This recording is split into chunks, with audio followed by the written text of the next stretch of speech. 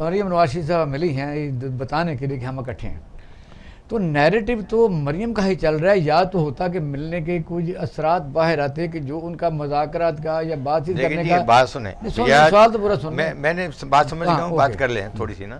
بات یہ ہے کہ جن لوگوں نے شہباز شریف صاحب کے سٹائل کو کرٹیسائز کروایا اور ان کو ایک سائڈ پہ کروایا، بات یہ ہے کہ اس وقت مسلم لیگ نون کے اندر نیریٹو صرف اور صرف میاں نواز شریف کا چل رہا ہے.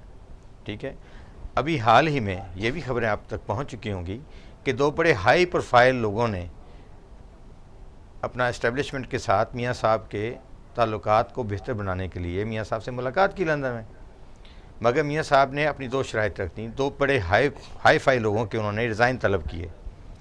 اب یہ بات جو تھی وہ لے کے پہنچ چکے ہوئے ہیں، اور یہ بات بہت مشکل ہے اسٹیبلشمنٹ کے لیے. ہمارا کل کا جو شیر جوان فورس کے ساتھ مریم کا خطاب تھا وہ بھی بہت ہارڈ لائنر تھا. اب میاں صاحبان کے پاس، میاں نواز شریف کے پاس یا ان کے خاندان کے پاس کھونے کے لیے کچھ نہیں ہے، کیونکہ جو کچھ آپ نے 2018 کے الیکشن سے پہلے میاں صاحب کو جس طریقے سے پورے خاندان کو آپ نے رسوا کرنے کی کوشش کی، اس کے باوجود 2018 سپریم کورٹ کو آپ کہہ رہے ہیں سارے اداروں نے جی مل کر، یہ کیا بات کسی ایک کا نہیں ہے. آپ ایک عام آدمی کو سزائے موت دی جائے تو اس پر نہیں دیکھیں، دینے کا سٹائل دیکھیں. آج بھی بھٹو کا قتل جو ہے آج بھی سپریم کورٹ کے اوپر سوالیہ نشان ہے. نہیں دیکھیں، عدالتی قتل آج بھی ان کے ذمہ. کیا کہہ رہے ہیں کہ عدالتوں میں غریب آدمی کو سزا ملے تو وہ آپ بیٹھے رہتے ہیں. یہ واحد قانون کے مطابق دینا، قانون کے مطابق دینا سزا، آئین اور قانون کو. ملک آزاد ہو گیا، 5 سے 10 لاکھ لوگوں نے جانوں کا قربانی پیش کی. ہم قوم نے کیا بننا تھا، ہم نے پھر برادریزم کو اتنا فروغ دیا کہ آپ دیکھ سکتے ہیں کہ کسی محکمے میں کوئی افسر لگا ہوا تو وہ کہتا ہے کہ اب ہوتا وہ ہے کون، کہتا ہے میں رانا ہوتا ہوں، میں آرائی ہوں، میں فلانا ہوں. تو اس طرح کا کام تو اس کا ویسے ہو جاتا ہے. پھر جتھے اور جتھوں نے ثابت کیا ہے، جتھوں کو انہوں نے اپنا جو نیریٹو تھا وہ اچیو کیا، اور پھر آہستہ آہستہ پورا ملک مختلف جتھوں میں بانٹا جا چکا ہے. اس کا رزلٹ کیا نکلے گا؟ بسم اللہ الرحمن الرحیم. دیکھیے، امید تو اچھی رکھنی چاہیے، اور کبھی نہ کبھی تو وہ سحر طلوع ہوگی جس کو فیض نے داغ کہا. تو انتظار تو قوم کو اسی سحر کا فیض صاحب کی پہلی نظمیں بھی تھیں، بعد میں مایوسی کی بھی تھی. جی ہاں. تو وجہ تو آپ نے خود ہی بیان کر دی کہ جمہوریت چل نہیں سکی، آئین بنتے 9 سال لگ گئے. ہم سے بعد جو آزاد ہوئے انہوں نے 6 مہینے میں آئین بنا لیا. چائنا کی بات کر رہا ہوں. بھارت نے بھی 1.5 سال میں بنا لیا. ہمارے ہاں 9 سال کی دیر ہو گئی. جب وہ بنا 1956 میں تو 1.5 سال نہیں چلا، مارشل لا لگ گیا، اور اس کے بعد پھر مارشل لاؤں کا ایک سلسلہ شروع ہو گیا. تو ہمارے ہاں جمہوریت اس طرح پنپ نہیں سکی جیسے کہ کسی اور ملک میں جمہوریت تو ہم کہتے ہیں کیا رول ماڈل ہوتے ہیں لیڈر. جیسا انڈیا ہمارا دشمن ملک ہے، یا کئی ملک ایسے ہیں جن میں یعنی لیڈر جو ہوتے ہیں ان کے متعلق پوری دنیا کو پتہ ہوتا ہے کہ یہ ان کا ماضی کیا تھا، ایسٹ کتنے ہیں، کاروبار کیا کرتے ہیں. وجہ یہ ہے کہ 3 پینٹیں ہیں، 2 شرٹیں ہیں، یا کیا ہے. آپ انڈیا کی آپ عبدالکلام آزاد لے لیں، منموہن سنگھ لے لیں، کیا کسی کا نام لو، یہ اپنا دشمن لے لیں مودی. وہ اس کی ہمارے ہاں بیوروکریسی میں جو سب سے بڑا بگاڑ پیدا ہوا وہ تھا کوٹا سسٹم، جو شروع میں بہت محدود مدت کے لیے تھا، اور یہ وعدہ تھا کہ اس کو ختم کر دیں گے، لیکن پھر ختم نہ کر سکے. جن کو کوٹا سسٹم کی لت پڑ گئی، ان کو فائدہ ملنا شروع ہو گیا، وہ تو کبھی نہیں چاہیں گے قیامت تک ختم نہ ہو، وہ تو یہ چاہیں گے. لیکن اس سے ہمارے ہاں پھر ایک طبقہ بیوروکریسی میں ایسا آ گیا جو نالائق تھا، جو کوٹا سسٹم کی وجہ سے آیا تھا. لیکن جب آپ کسی کو کوٹا سسٹم میں لے آتے ہیں تو پھر وہ پروموشن بھی اسی بنیاد پہ مانگتا ہے جس بنیاد پہ وہ آیا ہے سروس. ایسا ہوا، ٹھیک. تو اس طرح ہماری بیوروکریسی کمزور ہوتی گئی.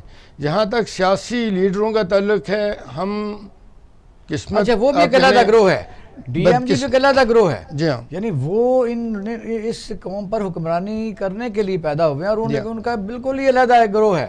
وہ وجہ یہ ہوئی کہ ہمارے جو اصل میں جو اچھے لیڈرز تھے جنہوں نے ملک بنایا تھا، وہ یکے بعد دیگرے منظر سے ہٹ گئے، اور اس کے بعد مارشل لاؤں کا سلسلہ ہو گیا.